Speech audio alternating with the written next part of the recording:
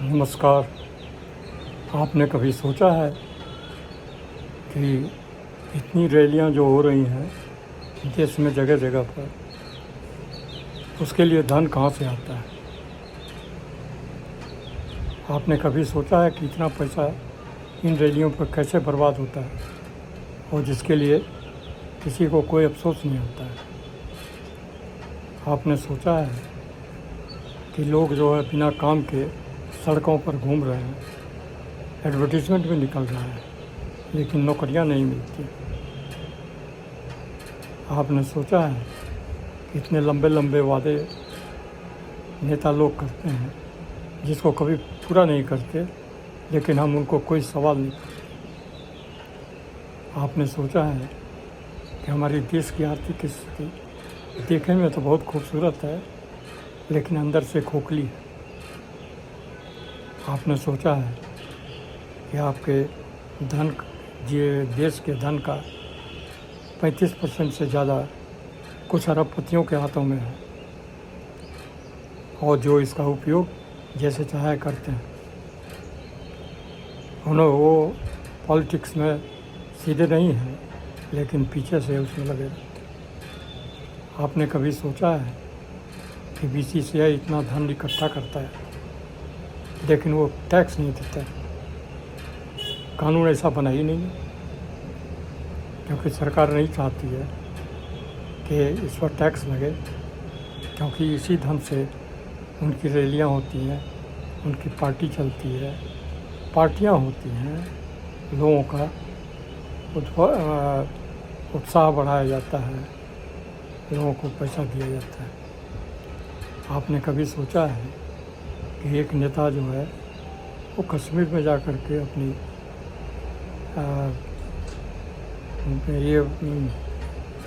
अपना जो है सालगिरह, शादी का सालगिरह मनाता है एक अच्छे होटल में 4 दिन तक, और उसके कुछ दिनों बाद पहलगाम का टेररिस्ट अटैक हो जाता है।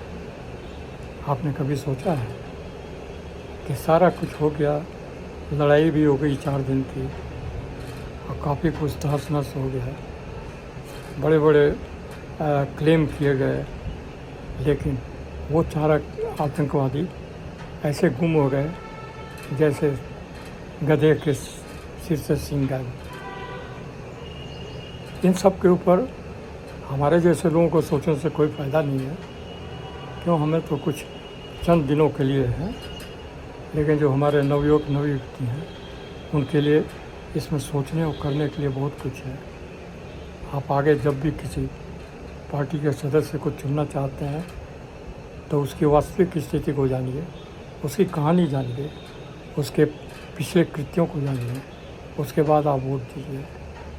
आप किसी पार्टी को इसलिए मत वोट दीजिए कि वो किसी बड़े नेता के रैलियों में बड़े नेता की रैली निकालता है, लाखों रुपए या करोड़ों रुपए खर्च होते हैं। सब धन हमारा ही जाता है, टैक्स पेयर्स का धन, जो किसी अच्छे काम में लगना चाहिए, जो स्वास्थ्य व्यवस्था को सुधारने में लगना चाहिए, लोगों को नौकरी दिलवाने में लगना चाहिए, जो कारखाने बनाने में लगना चाहिए, जो कारखानों में उत्पादन करने के में लगना चाहिए, जिससे कि नौकरियां बन सकें और लोगों को ज़्यादा से ज़्यादा काम मिले।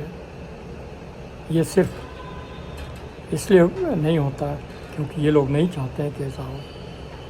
हमें क्या पकड़ा दिया गया है कि आप जो है कुरियर बन जाओ, कुरियर सर्विस पर लग जाओ, खाना पहुंचाओ, सामान पहुंचाओ, मोटरसाइकिल दौड़ाओ, मोबाइल देखो, मोबाइल पर जो है खरीद बिक्री करो, बस आप उसमें मशगूल रहो। और ये धन कमाते हैं, गुलछर्रे उड़ाते हैं, कश्मीर में छुट्टियां मनाते हैं महंगे होटल में, और उसके बाद जहाँ उनका मूड होता है तो वो कुछ ऐसा करते हैं कि वहाँ की सिक्योरिटी हट जाती है, और फिर वहाँ जो है पहलगाम जैसा कांड हो जाता है। सोचिए, ये सोचना ज़रूरी है, और नहीं तो हमारा जीवन और कठिन से कठिन होता जाएगा, और हम हमेशा तरसते रहेंगे कि कब मेरा जीवन उन्नत हो, कब मेरा परिवार आगे बढ़े, कब हम खुश रहें। बस, धन्यवाद।